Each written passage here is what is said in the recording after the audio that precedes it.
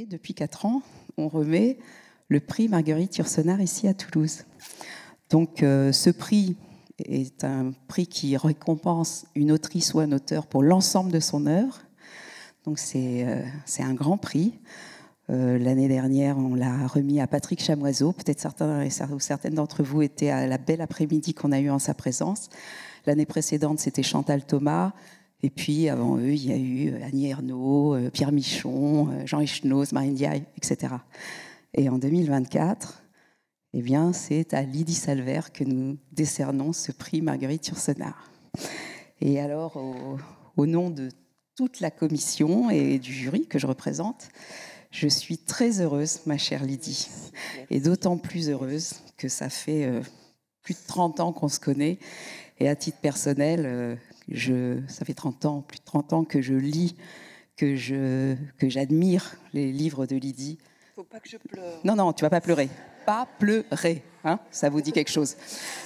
Et je trouve que plus que jamais, j'en ai relu certains ces dernières semaines, en préparation de cette belle journée, et je me suis rendu compte une fois de plus à quel point tes textes, outre leur qualité littéraire dont je ne vais pas vanter les mérites, étaient nécessaires et précieux, en particulier en ce moment. Donc merci. Et bravo. Voilà. Je te laisse t'installer. Je suis très heureuse et très honorée de recevoir ce prix. Merci infiniment, Isabelle. Tu sais que tu as un micro. Merci à tout le jury.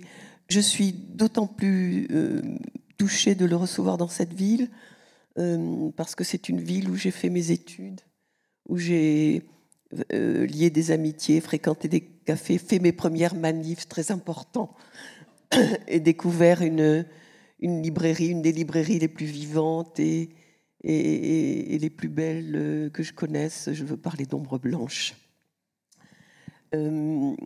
Juste quelques mots pour dire que pour Marguerite Yourcenar, les livres, disait-elle, étaient sa patrie. Et je crois que je peux dire aussi à mon tour que je suis née entre leurs pages. Et ce prix me donne l'occasion de faire avec plus de détermination que jamais l'éloge de la littérature conçue non comme un divertissement, non comme un enjolivement de la vie, non comme une distinction accordée à quelques rares, mais comme une littérature qui propose une autre vision que celle que nous offrent les médias, les discours officiels et la publicité qui nous présente le monde réel comme le seul possible. La littérature, pour mener une réflexion sur la domination et le pouvoir, avec ce qu'il comporte, disait l'Adrien des mémoires, de risques d'adulation et de mensonges. Et j'ai pris avec moi comme porte-bonheur l'exemplaire des mémoires d'Adrien, usé jusqu'à la corde, c'est dire mon goût pour lui. La littérature pour questionner en même temps les servitudes, celles du temps d'Adrien, comme les nôtres, plus insidieuses et plus suaves. L'éloge en un mot d'une littérature combative, puisque vivre, c'est combattre, écrivait Victor Hugo, d'une littérature qui combatte les prêts à penser, les prêts à dire et les prêts à écrire qui, semble-t-il, prolifèrent et que l'on destine aux masses. L'éloge d'une littérature qui sache dire non à ceux qui essaient de l'atteler ou de la faire taire. L'éloge d'une littérature qui sache dire non à ceux qui veulent l'empêcher de serrer des mains étrangères. L'éloge d'une littérature aussi qui loue la beauté, dont Yourcenar disait qu'on la trouvait partout, filon d'or dans les plus ignobles veines.